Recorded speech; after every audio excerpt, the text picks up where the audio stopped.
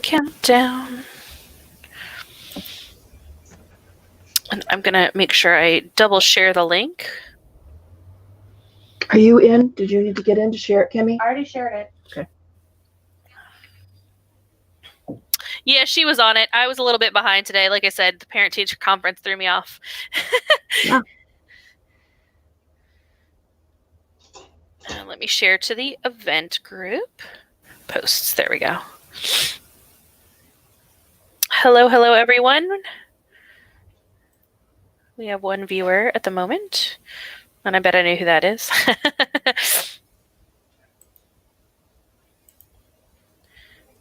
Events. Hopefully our friends will be joining us, but the weather is really nice outside, so I almost sat outside. I'm actually not even at the store.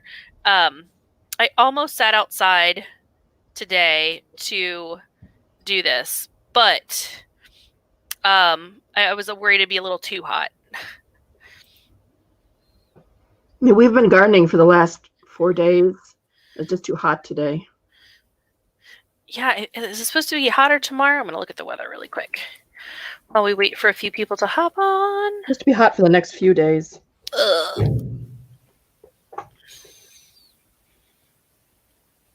Oh, and there's a hurricane, looks like, in the Gulf. Yes. We're supposed to have rain. We haven't had any yet. Have you today? There was a 30-second sprinkle. When I was at the store earlier today, we can hear it on our roof. So you just hear it instantaneously. It almost sounded like hail. Like it was pretty heavy. But it was not even, like I said, 30 seconds maybe. It was very, very, very quick. So that surprised me, and I appreciated it. But it would be nice if it were a little longer. My neighbors and I were talking about this the other day, that it would be great if we were outside gardening and we were saying, oh, we just need that little sprinkle to cool it down. That's my favorite thing about summer is, it might, as soon as it climbs to get too hot, you get that fun afternoon shower, and then the evening can be nice and cool. Sometimes. Yeah. Yeah, this looks like thunderstorms Thursday and Friday night. Oh, well. Well, last weekend we waited for it to rain. It was supposed to rain. We expected it to, so I didn't go out and water, and then it didn't rain, and everything looked crispy the next day. Oh. So I'll be watering again today. It got dark here for a little bit, and then it lightened right up. No rain at all. Oh, yes. There was some nice dark clouds earlier, and then I ran a quick errand. I actually went down to Baltimore and back, and it cleared up pretty quickly. I was kind of hoping for a storm, but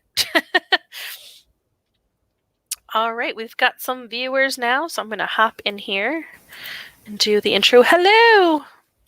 As I said, I'm not in the store, so I'm a little bit in my house in a weird element, and the dog's sleeping next to me.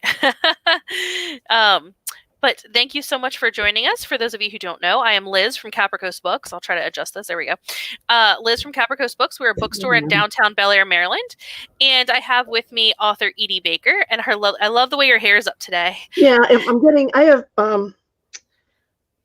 stuff in the house hair. I'm not going anywhere, so I'm not getting it cut. So it's just getting poofier. I love it. It's so pretty. But yes, thank you for joining me. And we do have signed copies of Miss Baker's books available. They are on our website, www.capricoastbooks.com. I will leave that in the comments as well. And we do have our first lovely comment from our friend Addison. I love her so much. I appreciate that she joins us. But today we are talking about Dragon's Breath. So without further ado, I will go ahead and put on our overlay so you don't have to see me and let you read. Hi, everybody. Again, it's going to be Dragon's Breath. This was the very first cover. This came out a couple years before this. And then this is the newer cover. If I can figure out how to show this. You got it. And that's what I have on the screen here too, is the new cover. I meant to say this last week. I really like the theme in the covers that have the spine decoration, almost like a golden book. And they kept them all pastels. They kept all pastels. They look nice sitting on a shelf together. I remember them telling me that on purpose. They did that. One thing about this, in Dragon's Breath, it's the gossamer. There's the thing that they need to find, the things they need to find to end a curse are the gossamer hair of the mother of pearl, the breath of a dragon green, the feather of an aged horse, and the husk of a magic bean. The feather of an aged horse in the book is white. They have this one gray, and I never understood why. But Oh, so but this, I love that that's on the spine too. Like I love yeah. little Easter eggs, we'll call Oh, them, things like and that in the cover. there's the gossamer hair of, if I can get this Oh, right, of mother there of you go. pearl.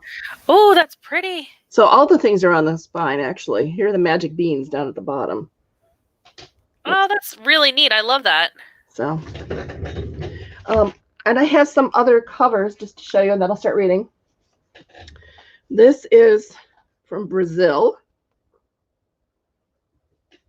I still am not good at this. So. Oh, that's really cool. Wow, that is bright red. That is very different from the pastels. And then these are both copies from Italy. One's the paperback and one's the hardcover, and really they're the same thing. Which I think the dragon's very cute. Oh, I love that. And of course, with Italy, you have the illustrations again. I don't see as many. But, and then this is Korean. Oh, that's so interesting. They kept a very similar cover. Yeah. So, all right. Chapter 1 in Dragon's Breath.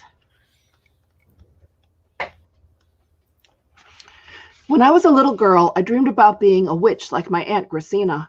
I imagined that the next time a page stuck out his tongue at me, I'd wiggle my fingers and turn him into a salamander. If my nurse nagged me about the dirt on my clothes, I'd say a magic word and her voice would become a sparrow's chirp. If my mother scolded me for being clumsy and sent me to my chamber, I'd wave my hand, banishing her to some far-off cave guarded by trolls. I never did these things, of course, but I comforted myself with the thought that someday everyone who had been mean to me would be sorry. Someday I would be a witch and no one would dare tell me that I wasn't as smart or pretty or graceful as a princess ought to be. Lately I decided that those dreams were a waste of time. Although my grandmother and aunt were both witches, my mother hated magic and let everyone know it. According to her, no self-respecting princess would ever be interested in magic, not if she really wanted to make something of herself. She threatened to send me to a convent if she ever saw me try it. They'll know how to keep you too busy for such nonsense, she told me more than once. If it hadn't been for my Aunt Gracina, I might have given up my dream entirely, but she said I had a talent that shouldn't be ignored. I resolved not to tell my mother I planned to study magic, and my attempts remained a secret between my aunt and me. In a way, I owed all the excitement in my life to my mother. Because she never seemed to want me around, I'd often wandered off to the swamp or to my aunt's tower chamber. Then, when my mother had tried to get me to marry a prince I couldn't stand, I hid in the swamp, unwilling to meet with him. There I met Edric, a prince who had been turned into a frog. I'd ended up kissing Edric, and that kiss had turned me into a frog as well. The morning after I returned home as a human, I was eager to work on my magic, if only to gain more control over my suddenly crazy life. I had never learned how to cook, so I thought I'd use a spell to make breakfast for Gracina and my no longer a frog friend, Prince Edric. I chose a recipe from one of Gracina's books, Wolanda's big book of recipes, potions, and cooking spells for the inexperienced witch. Time-tested, witch approved. It was a simple spell, one that even I should be able to handle. After fetching some peacock eggs from the kitchen, I hurried up the tower stairs to my aunt's rooms. Since my aunt often cooked her own meals, she already had everything else I needed. According to the directions, all I had to do was assemble the ingredients, and the cooking spell would do the rest. Little Stinker, a bat who had become a friend in my days of being a frog, greeted me at the door. The room was quiet. My aunt was probably still sleeping. I decided to use Gracina's magic pot. Made of iron and black with age, it heated itself until the food was cooked.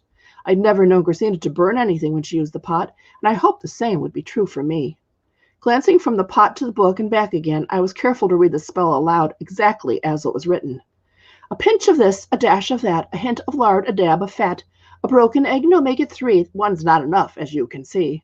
Drop them in a cooking pot, add some spice, no, not a lot. Chop an onion, put it in, stir it once and stir again. Heat the pot until it cooks, sniff and see how good it looks. Get the dishes, serve it all. Don't let the portions be too small. Cooking spells are fun to watch, but I enjoyed watching Lil even more. She chortled when the eggs cracked themselves and plopped into the pot. I heard her gasp when the onions broke into small pieces, then sprinkled into the mixture with the spices. When I read "Sniff," the steam rising from the eggs wafted toward my nose, drifting past Lil.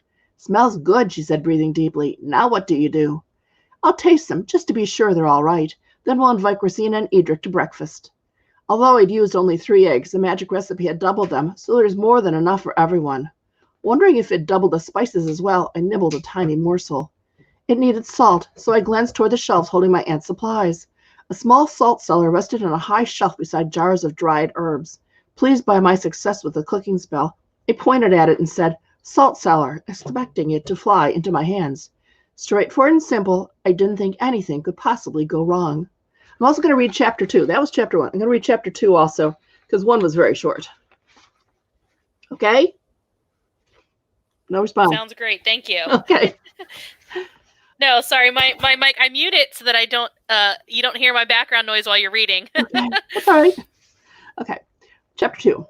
Whoosh! A damp breeze whisked me from the stool where I'd been sitting, twirled me until I was dizzy, and plopped me down on a lumpy sack somewhere cold and dark. Dazed, I shook my head and looked around. It could have been worse. At least I knew where I was, my parents' dungeon, and the door was most certainly locked. I'd visited the dungeon often, but always dressed warmly and carrying a torch. It wasn't safe to walk around the dungeon in the dark. Unseen hands moved barrels, holes appeared where none had been before, and doors that were centuries old suddenly disappeared. Witches had lived in the castle for generations, and here, where the early witches had set up their workshops, the magic had permeated the walls and still floated around in currents and eddies that smelled like rotting vegetables. My mother, who wasn't a witch, had ordered the dungeon cleaned out now and used it for storage. But the witches' ghosts remained to haunt the old dungeon, and not all of them were friendly. My mother didn't believe in ghosts and kept the salt in the room where I now found myself, a long, narrow room that had once been used as a torture chamber. Why had I wanted salt for the eggs? The torture chamber had no windows. Not even the faintest glimmer disturbed the inky dark. I thought about using magic to go back upstairs, but I didn't know any spells that would take me from one place to another. Though I wanted to practice my magic, I didn't think I was ready to try to come up with my own spells yet, especially since it was a simple spell that had brought me to the dungeon. To get out safely, I needed some sort of light. A tethered witch's light would have to do, even though it would be vulnerable to the old magic wafting through the dungeon. One of the first spells my aunt had taught me was for creating such a light. I'd used it many times, but only when Christina was around. I recited the spell, shaping my hands as if I was holding a ball. Create a glow to chase the dark, a light to help me see. Let neither wind nor rain nor snow take it away from me. The space between my hands began to glow, a rosy shade of pink, as a ball of gentle light took form. I released the ball, and it drifted above my head. I'd started toward the door when a whisper of sound behind me made me turn to look. A swirling mist glowing a faint blue poured through a hole in the wall. As the mist filled the room, a young woman appeared only a few feet away, her long tresses lifting in a non-existent breeze. She gazed at me through shadowed eyes, her lips moving, her hands reaching in a pleading sort of gesture. An aura as cold as the winter's night surrounded her, giving me goosebumps as she drew near. Her lips moved again, and I strained to hear her words. "I'm sorry," I said, tilting my head so that I might hear her better. "Could you repeat that?" The ghost sighed and dropped her arms to her sides. "Then listen carefully this time," she yelled. "I hate repeating myself. I said, 'Help, help, save me. The executioner is coming and I've done nothing wrong.'" She spoke in a matter-of-fact sort of way, as if reciting lines she repeated too often. "Too late," said a voice by the far wall. "I'm already here." A broad-chested ghost dressed all in black materialized before us. His eyes glowed crimson through holes in the hood covering his head. Silently, the executioner wielded an axe, its blade dark with blood. The young lady shrieked and started to run. I closed my eyes, and when I opened them, her head lay on the floor, gazing up in silent reproach. "That was pretty good," I said, "although it works better when you delay your entrance, Cranston. It's more effective when Margaret convinces me of her innocence first." "Sorry," said the executioner. "We're both a bit off today. We've had so many visitors lately, stomping around in heavy boots and thrusting torches in dark corners." "Why were they here?" I asked. Cranston shrugged. "Looking for something, I suppose. We're much better with the torture scene. Would you like to see that one? It's more realistic." "No, thanks," I said, never having cared for the gruesome historic reenactments that some of the ghosts enjoyed. "I have too much to do this morning."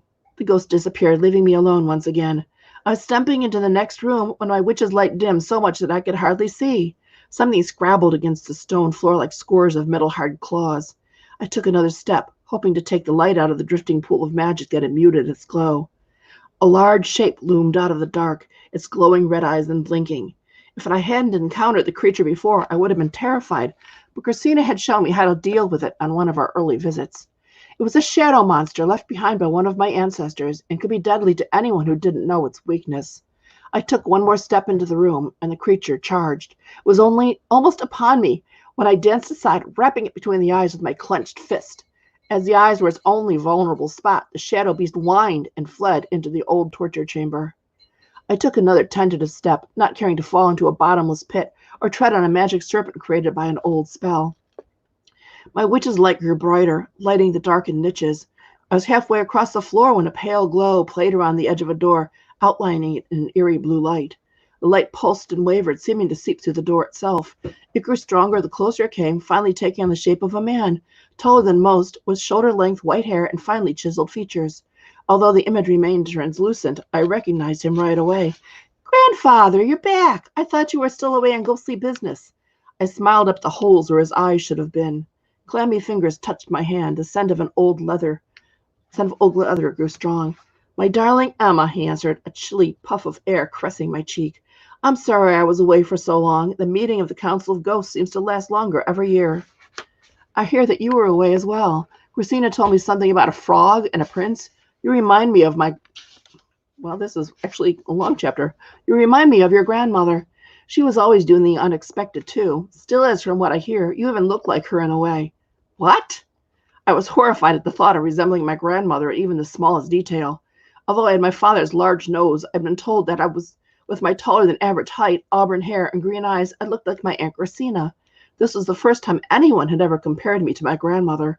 Her long hooked nose, pointed chin, beady eyes, warts, and straggly white hair were enough to frighten me, so I couldn't imagine why anyone would want to look like her. At least no one had ever accused me of acting like my grandmother. Olivine wasn't always like she is now. She was quite lovely when I married her, and was the sweetest and gentlest woman. It wasn't until your mother and your Aunt Christina were nearly grown that your grandmother changed. You're talking about the family curse, aren't you? So you've heard about how the first green witch, Hazel, insulted a fairy. I had. It was Hazel's 16th birthday, and she didn't have enough everlasting bouquets to give one to the fairy. The fairy got angry and cursed Hazel. If she ever touched a flower, she'd end up nasty like my grandmother was now. Aunt Christina told me that the curse was still strong, and that any female in our family who touched a flower after she turned 16 would become a nasty hag. "Oh, yes," I said. "And you believe it?" "Yes, of course. Why wouldn't I?" I asked. "Because your grandmother didn't, at least not until it happened. Her mother had avoided flowers her entire life, but Olivine thought her mother was crazy, so she didn't believe her stories about the curse. After the curse changed her, your grandmother didn't care enough to do anything about it except send me to the dungeons." "Is that how you ended up down here?" A ghostly sigh brushed my ear. "Before the change, Olivine complained that I never took her to tournaments or balls at neighboring kingdoms anymore. I didn't know she wanted to go. I thought she was happy raising her girls and running the castle. She was always so busy with her magic. When your grandmother said that if I loved her, I'd be more attentive and bring her little gifts, I tried to please her." "You mean you're the one who gave her the flowers that turned her into—" "Yes, I was the one. I never heard of the curse, but ignorance is no excuse. After I gave her the flowers and she changed, she used her magic to send me to the dungeon for a few days. I could have left any time after that, but I liked the peace and quiet." I could understand why he'd want to stay in the dungeon. I'd heard from my mother and my aunt how they had fought when they were young, and if my grandmother had been as nasty as she was now, the dungeon would have been the nicest place in the castle. "I haven't seen your grandmother for years, but the funny thing is, I miss her. I saw your mother the other day, though. She stopped by to see if you were here. Chartreuse doesn't come down very often, I'm sorry to say. Why was she looking for you in the dungeon?" "Maybe because she couldn't find me anywhere else. I kissed a frog named Edric in the swamp. Then I became a frog, too. Until yesterday, that is. That's when I kissed him again with my charm reversal bracelet on, and we both turned back into humans. Edric is a prince and wants to marry me, but I told him we had to wait and see." "Do you love him?" "Your mother says that love isn't essential in a marriage, but it really is, you know. When we were young, I loved your grandmother very much." "I guess I love him in a way," I said. "I just didn't know if I loved him enough, not for seeing how much Christina loved her betrothed Haywood. He'd been missing for years. My grandmother had turned him into an otter. But I'm not ready for marriage yet.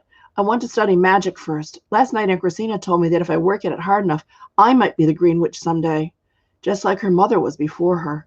Grandmother was a Green Witch? Before the curse took hold, she was the nicest as well as the most powerful witch around. Those are both requirements for being a Green Witch. Grandfather floated beside me when I started toward the door. Now, how did you get down here? He asked. We're going to the old witch's retirement committee this morning to see grandmother and ask her to turn Haywood back into a human. She wants more grandchildren my parents aren't about to have anymore, so I think she'll do it. But I wanted to make a special breakfast first. Are you sure it's wise to ask your grandmother for help? She's a stubborn woman. You're going to have a difficult time changing her mind about Haywood. Even she is to see how much Christine and Haywood love each other. We were passing through a long corridor, and I could see the stairway leading out of the dungeon at the far end. Ooh, wailed a voice. I smell a maiden with hair of flame. Go on with you. You can't smell the color of her hair, said an older and less refined voice. I was being poetic, said the first voice. You should have let me finish. Oh, go ahead then. What else were you going to say? I forget now, and it's a real shame because it was going to be beautiful. The voice grew fainter. At the approach of the ghosts, the temperature of the room had dropped even further. I don't think I've met those ghosts before, I began. They seem, achoo! I knew right away that the sneeze wasn't an ordinary one. The tickling had started in my nose, filled my head, then rushed down my neck and into my entire body. I felt myself flash hot, then cold. My skin was suddenly sensitive to the air currents wafting through the dungeon, and I could clearly hear the sound of rats scurrying behind closed doors. Good gracious, Charles, said my grandfather. What happened to you? I don't know, I said, reaching for my tickling nose, but to my surprise, my nose wasn't there. I patted my face and ran my hands over the top of my head, feeling the smooth, moist, hairless skin. I can't believe this. I turned back into a frog. What's wrong with me, Grandfather? Can't I do anything right? Achoo! I sneezed explosively, and suddenly I was back to my normal self. Are you all right, Emma? I patted my hair into place, glad that I had hair again. Fine, I guess, but why did I change when I sneezed? I can't help you there. I don't understand magic very well. We had reached the end of the corridor and started to climb the stairs when I felt the tickling again. Not wanting to turn into a frog, I pinched my nose. When the urge to sneeze faded, I took my hand from my face and said, I'd better go before. Achoo! I let go only briefly, but it had been enough. I was a frog once more. Perhaps if you sneeze again, said Grandfather, you might turn yourself back. It wasn't hard to do. I took a deep breath and felt the tickling sensation in my nose. The sneeze was coming, and it was going to be a big one. Achoo! I shot back up to my normal size and shape, but the tickling wasn't over. Achoo! My stomach lurched as I turned back into a frog. Too many changes, too fast, or more than I could take. Achoo! The instant I turned into a human, I clapped my hand on my face and squeezed my nose so hard it hurt. Here, said my grandfather, reaching through the door to unlock it. Go before you change again. I love you no matter what shape you're in, but I'd much rather have a human granddaughter than one who's a frog. That was Chapter 2 of Dragon's Breath. You're right. That was they were very different chapter lengths. I'm having some technical difficulties. I don't know if anybody else can hear it, but it's very high pitch. I'm not sure why, but anyways, so thank you so much for that. I love it. And it's funny because I had a question in mind, but I wanted to ask about kind of two parts. One, I was going to talk about the cover design. I know we talked about the cover design before and having it different styles and everything, but I hadn't noticed before until you pointed it out, having the great features of the little, I'm going to call them gems, the kind of hidden gems. And even in this one, you can kind of see, even in the new design, there's the beanstalk, the pearl, the dragon, the crown, little things like that, that I wouldn't have picked up on before. Yep.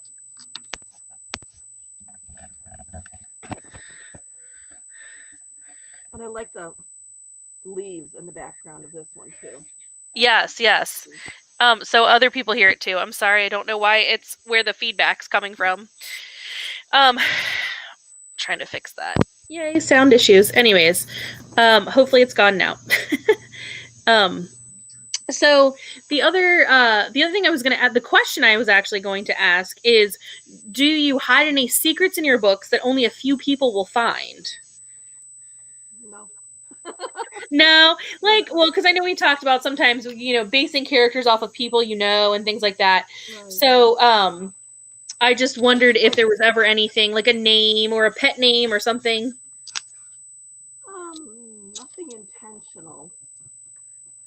Not really. Although I did see this great T-shirt once. It said, "Be careful, or you'll end up in my book." Yes. Yeah. So my question is for anyone who is watching, it's something that I put down on the bottom. I said, what other name would you call the book's Dragon's Breath? I know we talked about it last week, so I was just curious if anyone had any other suggestions.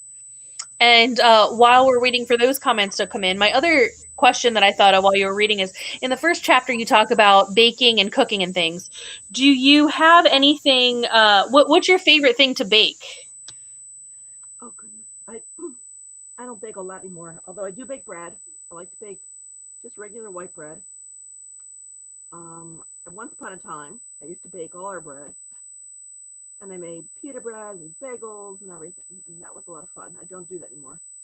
I baked a birthday cake for Kim, for my daughter, this year. Oh, yay! Because it was, pandemic, so we were in the house. Yes. But I don't do a lot of baking anymore. But the one thing I do bake fairly often is bread. Yes, I know you and I have talked about that. I have a big, huge bowl, and all by hand. And I cheat and use a bread machine. I do love bread. I just don't like the idea of the flour on the counter. I use wax paper. I don't put it out directly on the counter. I use wax paper. Yes. It's funny because I really hadn't used parchment paper before, and I recently got some, and I'm like, this stuff is amazing. Where's it been all my life? Makes everything so much easier. Yeah. So our friend Addison says that her lock screen for her iPod is the cover of Frog Princess. Oh, wonderful. And our friend Abigail says, would you just call it Dragon, not Dragon's Breath? I don't know. I don't think that it's a negative name. I think it's fine. But I love, again, like I said, I love this cover. I love both the covers, and I love the little Easter eggs in there. So, all right. Does anybody have any other questions? We'll see if there's anything left on there. I'm having a terrible time with the sound. Hopefully nobody else can hear it. I don't hear it. Okay, good. It's very distracting for me, so. But thank you again so much for doing. And what is the next one? I realize I need to ask that, so I make sure I'm ready. Once Upon a Curse. Once Upon a Curse. All right. I did get a few more books in. I got a few more used copies of some of the older style. It's funny because usually when I order them, I tend to get, when I try to get used copies, I definitely get the old covers. And of course, when I order them new, I get these new covers. So I have a box and I forgot to bring it over. So I will be bringing that to you soon so that you can sign it for me. And yeah, so I hope everyone has a wonderful day. Enjoy your weekend. Oh, Anna would like to know, is there going to be an 8th Wide Awake Princess book? Not in the foreseeable future. I'm still debating what I'm going to do about Millie and Auden baby. So I won't say it's not going to happen, but it's not going to happen soon. And I know that you mentioned, I think in the past, that you were talking about possibly writing a short story or publishing it that way. Do that instead of a regular length book. Yeah. Addison says Breath of a Dragon. That could work too. All right. We will wrap it up for today, and we will do this again next Wednesday at 3:00. If anybody is rewatching and you want to, if you have any suggestions, if you feel like for the summer you'd rather do it at a different time, maybe not in the middle of the afternoon, maybe you prefer a morning time or a Thursday or a Friday or something like that, let us know. Maybe we'll move these to Mondays, something, because I know the summertime means definitely a different way of living, different schedule. So I definitely want to make sure it works for everyone and we can get everyone on here. Make sure to invite your friends too. So we have all kinds of questions. We love this interaction, and thank you so much again, and have a wonderful. So like pictures, if we could. Oh, yes. We didn't get any pictures this week. I'm not complaining. I'm just saying. I don't have any pictures to share. So we love, love, love your fan art and any pictures at all. Oh, you know what else I want to point out? I hope you're okay. I love your dragon behind you. You always have your sweet dragon behind you, always watching you over your shoulder. I started loving my dragons when I was writing, I guess it was Frog Princess. And now I just love dragons, so. And Diane says, thank you so much. I'm guessing that's for Anna because she was talking for Anna earlier. Yes, if you ever want to shout out, just go ahead and leave it in the comments. We really appreciate it. And if you're watching back, go ahead and leave those comments too, because we do see them and we can respond. And we would love to have you the next time, next Wednesday when we get together again. Have a great day. Bye.